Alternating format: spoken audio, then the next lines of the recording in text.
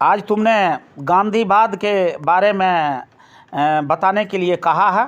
यह सो गांधीवाद जो है वह भारतीय संस्कृति से, भारतीय प्रवृत्ति से, भारतीय संविधान से जुड़ा हुआ एक बहुत बड़ा विचारधारा है और किसी भी परीक्षा के लिए सो यह बहुत ही उत्कृष्ट प्रश्न हुआ करती है। साथ ही साथ भारत में अगर हम अवतरित हुए हैं, भारत में अगर जन्म लिए हैं, तो गांधीवाद को जानना भी बहुत ज़्यादा आवश्यक है। अब देखिए गांधीवाद क्या है, तो गांधीवाद एक विचारधारा है। विचारधारा है, उसमें उसके अपने विचारों का संकलन करके भारतीय मानव के कल्याणकारी बात हो, इसके लिए राह को दिखाया गया है। भारतीय राष्ट्रपिता मोहनदास करमचंद गांधी या साबरमती के संत या भारत के उद्धारकर्ता, सत्य और अहिंसा के सिपाही, अंग्रेज साम्राज्य को सत्य और अहिंसा के बल पर समाप्त करने वाले महान संत मोहनदास करमचंद गांधी हुए। वे अपने विचारों को जो व्यक्त किया है वही है गांधीवाद। तो इस प्रकार हम कह सकते हैं, तो गांधी जी के विचारों को गांधीवाद कहकर पुकारा जाता है।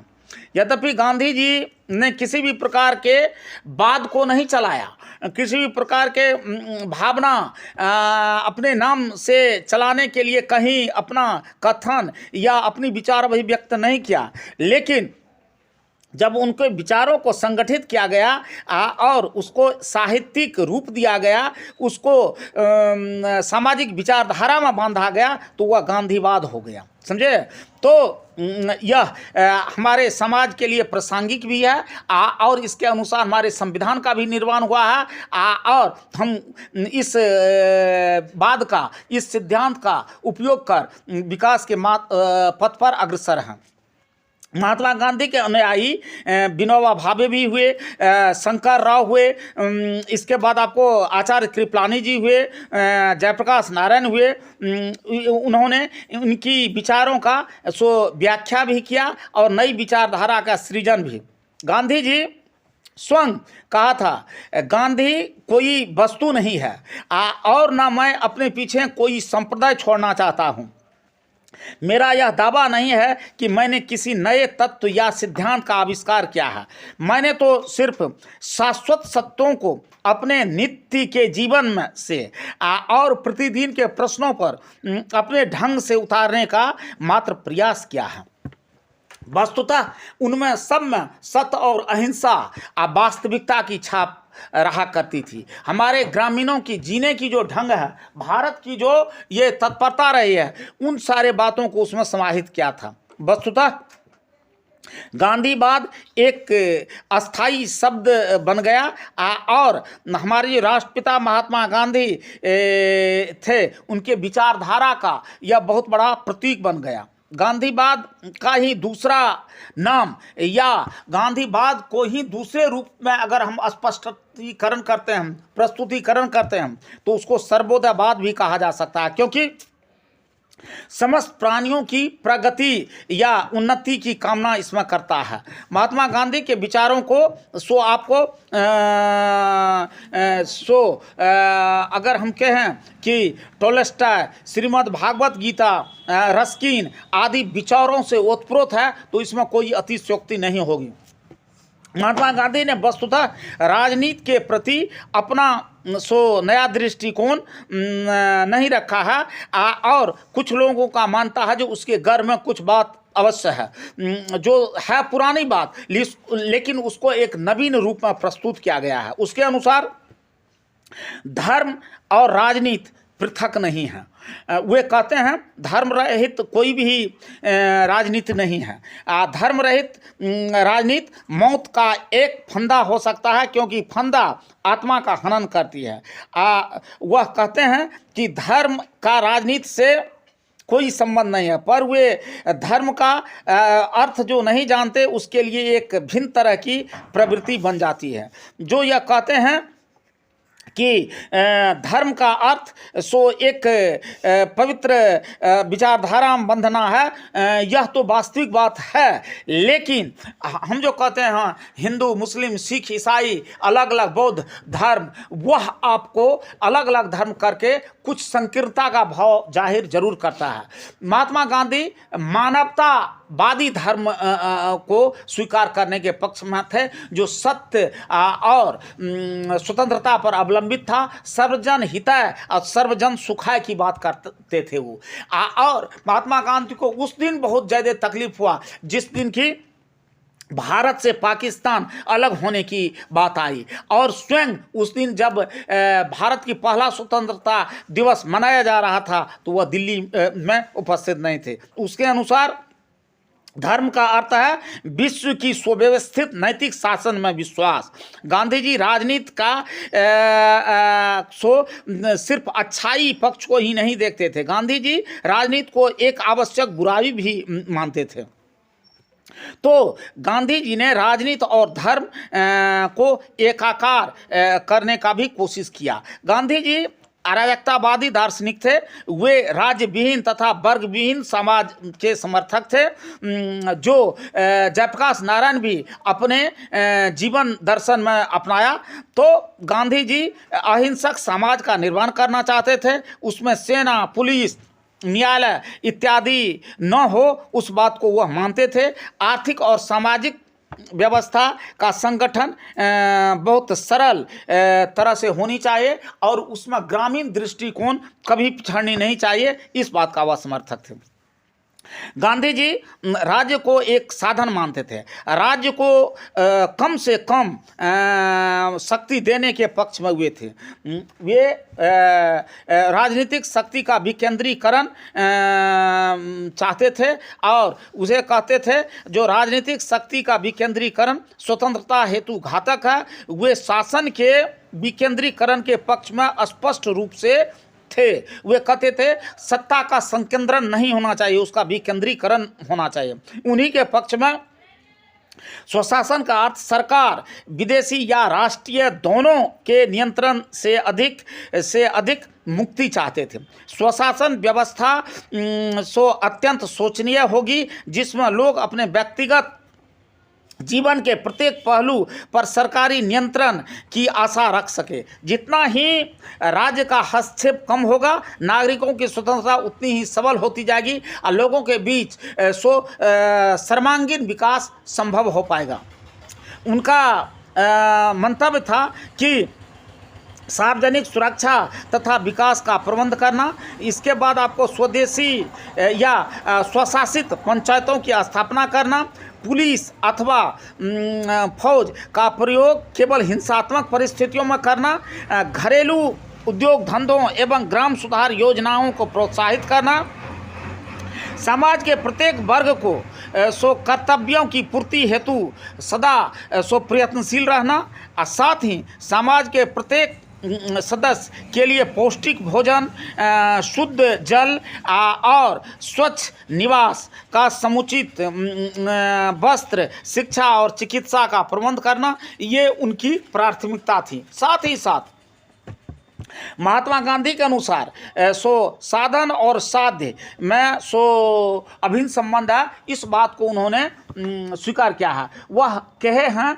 जो साधन अलग होगी और साध्य अलग होगी तो हमारा समाज सर्वांगीण विकास के ओर कभी अग्रसर नहीं हो सकता है। व्यक्ति स्वच्छाचारी हो जाता है तब जब ये दोनों अलग हुआ करते हैं तब, लेकिन दोनों को एक दूसरे का पूरक मानना ज़्यादा श्रेयस्कर है। उत्तम लक्ष्य प्राप्ति हेतु उत्तम मार्ग को अपनाना होगा। इसी कारण गांधीवाद साधनों की पवित्रता एवं उच्चता पर अधिक जोर देता है। गांधीवादी सत्य और अहिंसा के मार्ग पर बल देता है। गांधी जी व्यक्ति की स्वतंत्रता का बहुत बड़ा समर्थक थे। उनका कहना था, मेरे लिए स्वराज का अर्थ अपने देश के दरिद्र से दरिद्र व्यक्ति की स्वतंत्रता है। देखो कितनी बड़ी बात उन्होंने कहा जब सारे व्यक्ति को भोजन, वस्त्र और आवास मुहैया हो जाएगा तो देश जो है सो या देश को एक राज्य के दायरे में, वास्तव में राज्य का अर्थ जो तुम समझते हो बिहार एक राज्य है, बिहार एक राज्य नहीं बल्कि बिहार एक प्रांत है। राज्य के लिए एक देश का अभिप्राय होता है जिसमें स्वतंत्रता, जिसमें निश्चित आबादी हो, इसके बाद निश्चित भूभाग हो, सरकार हो और उसमें सार्वभौमिकता हो, जो किसी से कोई समझौता, सार्वभौमिकता का नष्ट होना सो राज्य का नष्ट होना होता है। इसलिए उन्होंने राज्य के विरुद्ध व्यक्ति को अधिकार दिया और राज्य के अत्याचार का, अन्याय के विरुद्ध विद्रोह कर नागरिक सरकार को अपदस्थ कर सकता है, इस बात को उन्होंने स्वीकार किया। लेकिन इस लक्ष्य के पूर्ति हेतु उन्होंने अहिंसात्मक तरीकों को अपनाकर शांतिपूर्ण उपायों का अवलंबन करना चाहा। नागरिक सहयोग जिसमें हड़ताल, सामाजिक बहिष्कार, सविनय अवज्ञा, धारणा, उपवास इत्यादि को सम्मिलित कर वह अपना मार्ग को बताया। साथ ही साथ वह भी उन्होंने स्पष्ट रूप से कहा जो व्यक्ति तब एक समुन्नत होता है जब उसमें धर्मवाद, क्षेत्रवाद, जातिवाद और भाई भतीजावाद का नष्ट रहे। मानव का सेवा करना अपना धर्म और परम कर्तव्य समझे और जो व्यक्ति यह समझती है वही वास्तव में सो मानव के लिए सो राजा है और मानव के सर्वांगीण विकास का वह सच्चे समर्थक हैं। इस प्रकार गांधीवाद का अंतिम लक्ष्य सर्वोदय समाज की स्थापना है जिसमें जाति, धर्म, उच्च नीच, अमीर गरीब इत्यादि का भेदभाव नहीं होगा। समाज में सभी नागरिकों को सो अपनी उन्नति के लिए सो समान अवसर प्राप्त होंगे। पूंजीवाद एवं आर्थिक शोषण का अंत हो जाएगा। साथ ही व्यक्ति की भौतिक उन्नति के साथ साथ नैतिक उन्नति भी होगी। लेकिन इतने सारे बातों का, इतना उदार चरित्र के व्यक्ति, इतना व्यापक दृष्टिकोण देने वाले व्यक्ति की कुछ आलोचना भी अपने समय में हुई है। आलोचना किस बात में हुई है सो देखो, वह आलोचकों का कहना है गांधीवादी समाज की स्थापना इस पृथ्वी पर संभव नहीं है। पूर्ण अहिंसा तथा सत्य का पालन इस संसार में असंभव सा दिख पड़ता है क्योंकि अधिकांश व्यक्ति स्वभाव से कपटी होते हैं और एक दूसरे से छल करते हैं। आज का युग जो है सो वैज्ञानिक युग है। इसमें कल कारखाने, उद्योग धंधे का आदर्श रूप हो चुका है और वह जो कहते थे जो हाथ से काम करना वह आज तर्कविहीन या अव्यावहारिक लग रहा है। शक्ति का पूर्ण विकेंद्रीकरण आज भी सफल नहीं हो सकता है। ग्राम पंचायत शासन की सफल इकाई नहीं बन सकती है। इस प्रकार गांधीवाद प्रगतिवाद एवं वैज्ञानिक युग का विरोधी है। हमें सदियों से यह तर्क घसीटता आ रहा है। राजनीति की नैतिक और मानवीय रूप इसे प्रदान करना असंभव सा जान पड़ता है। यह एक कोरी कल्पना होगी। लेकिन जब इनका हम एवेल्यूट करें, इसका हम मूल्यांकन करें तो यह स्पष्ट हो जाता है कि महात्मा गांधी एक महामानव थे। वह मानवता धर्म का पालन करने वाले व्यक्ति थे और वह समाज का एक विस्तृत रूपरेखा जो प्रस्तुत किया है वह वास्तव में अगर धरातल पर वह रूप आ जाए तो मानव में कोई भेद भी नहीं हो सकेगी। वे कहते हैं कि अपने आदर्श समाज का विस्तृत रूप को देना मानवतावाद होगा। तथापि उनके विचारों से ऐसा प्रतीत होता है कि जहां दार्शनिक अराजकतावाद से काफ़ी वे प्रभावित हुए थे, वे राज्य के विरोधी भी थे क्योंकि राज्य का आधार शक्ति या हिंसा है। इस बात को उन्होंने कभी स्वीकार नहीं किया। उनका मत था कि अहिंसक राज्य में अहिंसक समाज का निवास होता है और अहिंसक समाज में अहिंसक राज्य की निवास होता है और अहिंसक समाज में राज्य की आवश्यकता नहीं होगी। लोग स्वेच्छापूर्वक सहकारिता के आधार पर काम करेंगे और स्वतंत्र भारत में गांधी जी समुचित आदर, सम्मान और सो वंदनीय जरूर रहेंगे, क्योंकि उनकी विचार को अगर आंशिक रूप से भी अपनावें तो भारत जो है सो एक संपन्न राष्ट्र हो सकता है। और उन्हीं की मार्ग को दिखाए हुए बातों को सो हमारे संविधान में भी जगह जगह पर सो जोड़ा गया है, जो जिसका कि सकारात्मक सो ये परिणाम हमको मिल रहा है।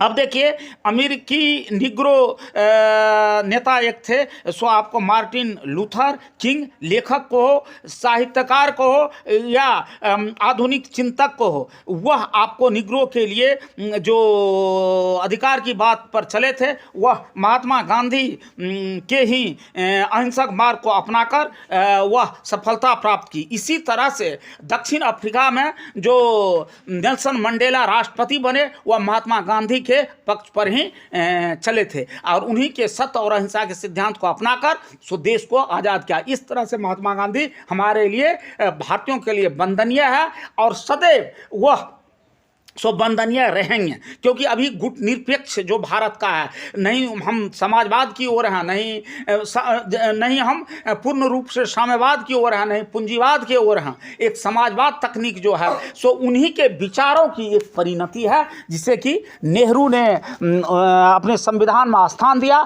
हमारे प्रधानमंत्री, चाहे वो अटल बिहारी वाजपेयी हो या श्रीमती इंदिरा गांधी या हमारे मोदी साहब, सब उस समाजवाद को अभी भी बढ़ा रहे हैं। सिद्धांत को बढ़ाना सरकार की एक परम कर्तव्य, नियति और दायित्व होता है।